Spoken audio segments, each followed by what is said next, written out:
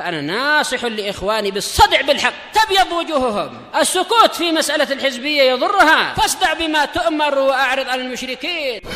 سلامي على دماج ورجالها والشيخ يحيى ودار العلم يا سعد بانيها. Bismillahirrahmanirrahim. Kita di akhir-akhir muka surat 11 dari Syarah Ushul Sittah. Qala Fadilatul Syekh Shalih Al-Fauzan hafizahullah. Fal iqraru bi tauhidir rububiyah daruriyun. Maka pengakuan tentang tauhid rububiyah, bahwasanya rububiyah hanyalah milik Allah, ini daruri, yaitu perkara yang sangat pasti di dalam jiwa para hamba.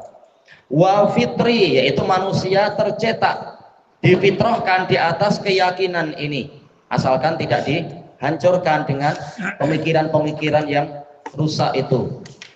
Ada orang yang saking rusaknya fitrahnya sehingga tidak meyakini adanya pencipta alam semesta, seperti orang-orang yang ateis yang katanya anti Tuhan, tapi tetap sisa-sisa fitrahnya tidak mampu untuk untuk ditipu, sebagaimana yang dijelaskan oleh Al-Hafidz Ibnul Jauzi rahimahullah di dalam kitab beliau Talbis Iblis. Walaupun sebagian orang ateis tidak mengakui adanya Tuhan, mereka tetap jiwanya itu menginginkan adanya suatu zat untuk menjadi tempat bergantung, zat yang melampaui keadaan manusia. Akhirnya ada yang bergantung kepada cincin-cincin keramat atau bergantung kepada batu-batu tertentu dan seterusnya, karena fitrah manusia tak mampu untuk ditipu terus-menerus bahwasanya dia adalah Tuhan, dia diri sendiri Tuhan. Tak, fitrah manusia dia akan menghamba kepada zat yang lebih perkasa dari dia. Dia akan mencari itu. Dia tahu dirinya lemah. Dia memerlukan tempat bergantung. Kata beliau, lakinnahu la yakfi. Tetapi pengakuan akan tauhid rububiyah ini tidak cukup. Lam yakfil musyrikina iqraruhum bih. Pengakuan kaum musyrikin tentang rububiyah Allah itu tidak mencukupi mereka, masih dikatakan musyrikun walaupun mengatakan tiada Tuhan selain Allah, tetap tak cukup. Karena apa? Yang penting mereka menyembah apa, bukan sekedar tiada Tuhan selain Allah, tapi apa yang mereka sembah, ya. Oh, iya. Kama fil Quran, sebagaimana dalam Al-Quran, ya, orang-orang jahiliyah yang kemudian Nabi diutuskan kepada mereka, kaum musyrikin yang ada di Makkah dan seterusnya itu, mereka mengakui hanya Allah lah pencipta mereka. Tapi apakah mereka dikatakan muslim? Tidak, karena apa? Belum menyembah Allah semata. Fal Qur'anu sharihun fi hadza. Maka Al-Qur'an jelas berbicara tentang masalah ini. Wala in sa'altahum man khalaqahum, dan pasti demi kebesaran kami wahai Muhammad, jika engkau bertanya kepada mereka siapa yang menciptakan mereka, madza yujibun, apa yang akan mereka jawab? Yujibun Allah, iya, la yaqulun Allah, pastilah mereka mengatakan Allah. Tapi tetap mereka musyrikun, bukan mukminun, bukan muwahhidun, bukan muslimun, karena masih menyembah yang lain-lain. Ai Allahu huwallazi khalaqana. Maksudnya mereka mengatakan Allah lah yang menciptakan kita, bukan Lata, Manah dan Hubal, bukan pula Uzza dan yang lain-lain. Hadza tauhidur rububiyah. Ini tadi tauhid rububiyah, pencipta memang Allah. Fal matlub, tapi yang dituntut huwa tauhidul uluhiyah, yaitu agar kita semua mentauhidkan Allah di dalam peribadatan. Hadzal ladzi hasala fihi niza'u wal khilaf. Inilah perkara yang di dalamnya ada persengketaan dan perselisihan, wal khisam, dan perbalahan, pertengkaran, bainar rusuli wal umam, di antara para rasul dan umat-umat mereka. Para umat mengakui Allah sebagai Tuhan mereka, tetapi mereka diperangi karena masih menyembah yang lain-lain. Baik. Ya. Khisam, perbalahan, pertengkaran. Baik. Khasam artinya lawan. Wa baina du'ati ila Allah wa bainan nas. peperangan, persengketaan antara orang-orang yang berdakwah ke jalan Allah dengan semua manusia. Rata-rata manusia apa? Berbuat syirik kebanyakannya, ya. Apa? Sebelum ayat sorry artinya jelas. Fal Quran sorry yaitu jelas. Soroha yaitu jelas.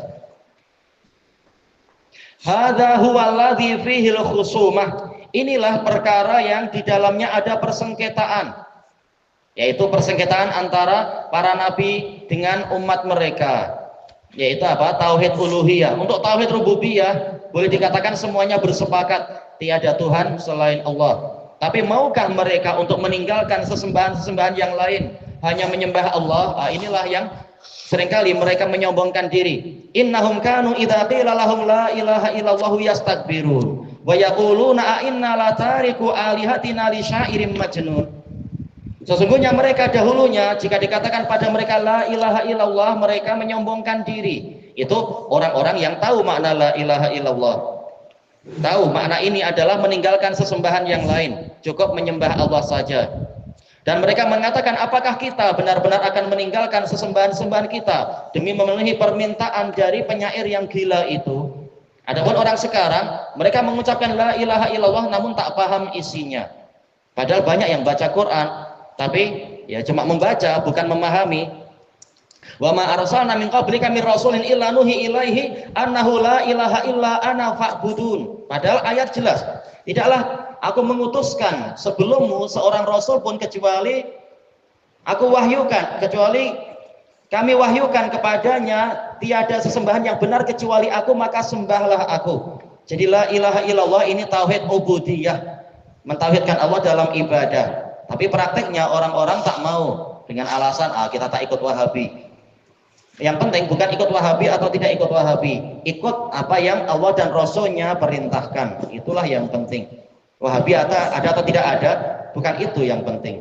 Itu pun kalau betul kalimat macam itu. Fihil qital, di dalamnya ada peperangan. Baik, sebagaimana di dalam dalil-dalil yang ma'ruf. Umirtu an uqatilan nasa hatta yaqulu la ilaha illallah. Fi riwayah hatta yashhadu an la ilaha illallah. Wa fi riwayah hatta yuwahhidullah. Sesungguhnya aku diperintahkan untuk memerangi manusia sehingga mereka mengucapkan la ilaha illallah atau bersaksi la ilaha illallah atau mentauhidkan Allah. Ini lafaz yang saling menafsirkan satu sama lain. Jadi inti la ilaha illallah hanyalah mentauhidkan Allah di dalam ibadah, bukan sekedar mengakui Allah sebagai Tuhan, bukan, ya. Khusumah tadi sama dengan khisam, yaitu perbalahan, pertengkaran. Wa fihi ma yata'allaqu bidzalik. Di dalamnya, dalam tauhid uluhiyah ada perkara yang terkait dengannya, minal wala'i wal bara', berupa kesetiaan dan perlepasan diri.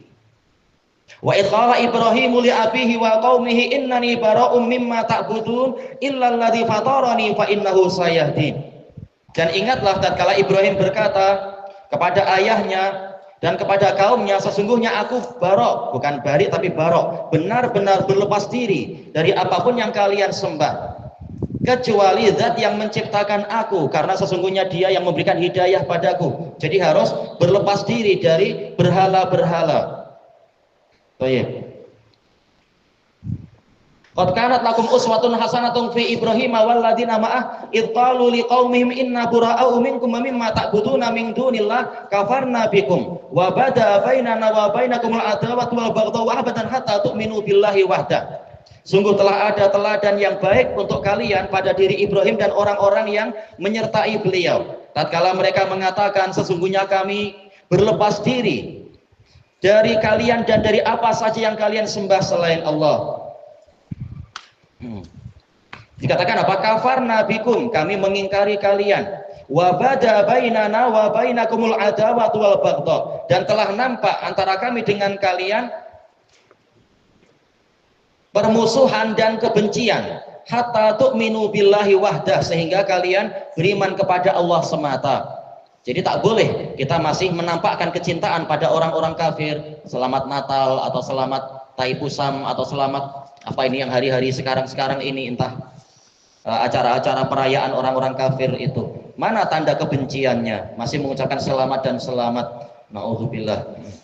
Ini perkara yang salah besar. Harusnya ada kesetiaan pada Allah dan kebencian pada orang-orang yang mengkhianati Allah. Allah memberikan rezeki pada mereka, tapi mereka justru bersyukurnya pada yang lain. Harusnya kita membenci orang-orang yang dibenci oleh Allah tadi. Baik. Kemudian kita masuk ke muka surat 13. Qala al-Imam An-Najdi rahimahullah, wa kaunu aksaril Qur'ani fi bayani hadzal asl, dan keadaan di mana mayoritas Quran berada pada penjelasan tentang prinsip ini. Prinsip apa itu? Mengikhlaskan ibadah hanya kepada Allah dan berlepas diri meninggalkan kebalikannya, yaitu kesyirikan. Mayoritas Quran berisi tentang masalah ini. Min wujuhin syatta, dari sisi yang beraneka ragam. Apa arti syatta? Apa arti syatta? Makanan Terengganu tuh. Tak, itu sata ya. Ini syatta, apa arti syatta? Sisi yang beraneka ragam. Bikalamin yafhamuhu abladul ammah, dengan ucapan yang dipahami oleh orang awam yang paling bodoh. Yang penting apa, tahu bahasa Arab. Kalau tak tahu bahasa Arab ya belajar. Setelah belajar insya Allah tahu. Takkan dia tidak tahu makna apa istilahnya, misalkan qul huwallahu ahad. Setelah belajar insya Allah tahu. Rumus kimia aja, rumus chemistry aja dia belajar tahu. Makna qul huwallahu ahad Allahus samad, insya Allah cepat itu belajar. Yang penting mau belajar. Dan lam yalid walam yulad walam yakul lahu kufuwan ahad, takkan dia tidak tahu. Sudah berbelas-belas tahun hidup atau berpuluh-puluh tahun di dalam Islam, takkan dia tidak tahu. Ini ilmunya umurnya dipakai untuk apa? Insya Allah orang awam asalkan dia mau belajar dia tahu makna kalimat-kalimat seperti ini. Misalkan apa? Ya ayyuhan nasu budu rabbakum. Takkan ini pun harus belajar ilmu kalam baru tahu. Yang belajar bahasa Arab baik-baik dia akan tahu. Apalagi sudah banyak terjemahan Al-Quran. Insya Allah ini sangat membantu. Wahai manusia, sembahlah Rob kalian. Jelas, yaitu disuruh menyembah Allah alladzi khalaqakum, yang menciptakan kalian. Berarti yang tidak mampu mencipta tidak layak disembah. Takkan orang awam pun tak paham seperti ini. Apa yang mereka pahami? Kalimat sejelas ini pun tak paham. Insya Allah semua paham. Insya Allah mereka paham kalimat-kalimat seperti itu. Iyyaka na'budu, hanya kepadamu kami menyembah. Takkan bapak-bapak atau ibu-ibu tua itu tak tahu. Mereka tahu. Baik. Makanya Quran menjelaskan tauhid dengan dari berbagai sisi yang orang awam itu paham. Baik.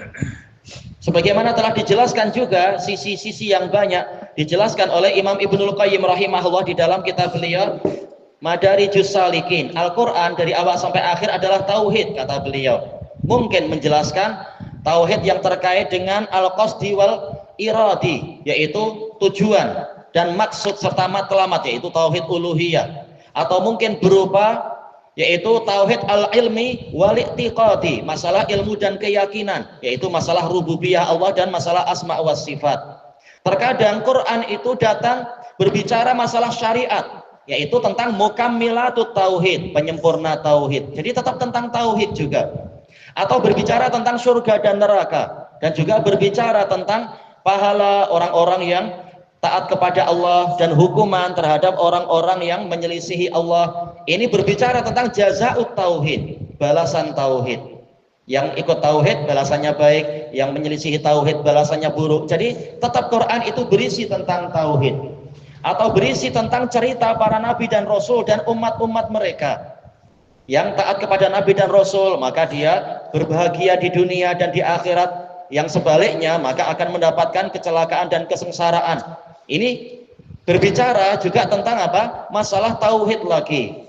Keadaan-keadaan orang-orang yang berinteraksi dengan tauhid. Kata Ibnul Qayyim, jadi Quran dari awal sampai akhir itu berbicara tentang tauhid. Misalnya dari berbagai sisinya. Allahu Jalla wa Ala yaqul, Wa'budullaha wa la tusyriku bihi syai'a. Sembahlah Allah dan jangan kalian menyekutukan dengannya sesuatu apapun. Syai'an ini maf'ul bih dari apa? Tusyriku. Dia nakirah. Nah, ada tanwin, dia nakirah. Nakirah fi siyakin nahi tufidul umum. Siapapun dia, baik malaikat yang didekatkan ataupun nabi yang diutuskan, ataupun para wali yang dimuliakan, atau bahkan siapapun juga atau apapun juga, tak boleh dijadikan sebagai persekutuan untuk Allah. Apakah orang awam tak paham dengan bahasa seperti ini? Harusnya paham, hanya menyembah Allah. Berarti apa? Ya janganlah kemudian takut kepada makhluk, bergantung pada makhluk, berharap pada makhluk, atau menyembelih untuk makhluk, bernazar untuk makhluk. Perinciannya mungkin dia masih bingung, belajar baik-baik. Tapi lafaz-lafaz Quran ini jelas sekali. Nah, sebelum bertindak harusnya mereka bertanya, ini ibadah atau tidak, misalkan. Tapi jelas, lafaz Quran itu jelas tentang masalah tauhid. Karena ini yang paling diperlukan oleh para hamba. Hal hadza kalamun ghamid, apakah ini ucapan yang rumit? Al-awam yafhamunah, orang awam memahami itu. Yang penting mereka belajar bahasa Arab atau difahamkan lewat terjemah-terjemah. Baik. Wa'budullaha wa la tusyriku bihi syai'a yafhamuna min hadhihi al-amra bil ibadah. Mereka memahami dari ayat ini perintah untuk beribadah, wan nahya 'anis syirik, dan larangan dari kesyirikan. Walau annahum lam yata'allamu, kalau mereka tidak belajar, ya'rifuna hadza min lughatihim, mereka tahu dari bahasa mereka. Berarti mereka itu siapa? Ya orang Arab ya. Kalau yang non Arab ya jelas harus belajar bahasa Arab atau membaca terjemah-terjemah itu. Insya Allah yang seperti ini jelas bahasanya. Baik. Bicara masalah tauhid dan syirik. Hadhihi ayatun wahidah, ini baru satu ayat. Wal Quran mamlu'un min mithli hadza. Quran penuh dengan yang seperti ini. Baik. Terkadang berisi perumpamaan-perumpamaan. Kalian sendiri tidak rela untuk hamba kalian dipersamakan dengan kalian. Maka bagaimana? Allah kalian suruh untuk rela untuk ada makhluk yang dipersamakan dengan dia. Banyak perumpamaan yang mengisyaratkan ke situ. Kalau orang awam memang mau belajar, tahu itu. Kita semua juga asalnya dari orang awam, tak ada yang lahir langsung jadi alim ulama. Tapi dengan belajar, insya Allah kita jadi tahu. Seperti juga perumpamaan orang yang mengambil wali-wali selain Allah, bagaikan apa? Yaitu bagaikan orang yang bernaung pada sarang ankabut, sarang laba-laba, padahal itu adalah rumah yang paling lemah. Insya Allah orang awam paham makna dari kalimat-kalimat yang seperti itu. Jadi jangan bergantung pada makhluk, bergantunglah pada Allah. Insya Allah paham, asal mau belajar baik-baik dan merenungkan. Hadhil ayat yamurruna 'alaiha wa yaqra'unaha. Ayat-ayat ini mereka lewati dan mereka membacanya. Lakin la yufakkiruna fiha, namun mereka tidak memikirkannya.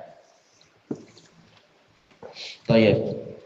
Makanya bukan sekedar mendengar, bukan sekedar saya pernah tahu, bukan, tetapi hentikan dirimu sejenak kemudian fikirkan. Qul innama unzirukum bil wahidah an taqumu lillahi matna wa furada summa tatafakkaru. Katakan wahai Rasulullah, aku perintahkan kalian untuk satu perkara saja, yaitu kalian berdiri karena Allah, sendiriankah atau dua orang, kemudian kalian berpikir. Ada masa untuk diam dan berpikir. Ayat-ayat yang sudah pernah dipelajari difikirkan baik-baik.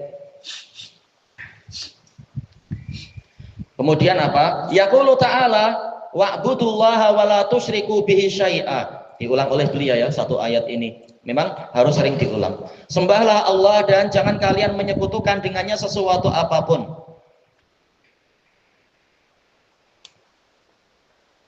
Baik, ilahuna wallahu a'lam. Subhanakallahumma wa bihamdika la ilaha illa anta astaghfiruka wa atubu ilaik. Walhamdulillahirabbil alamin. Jazakumullahu khairan.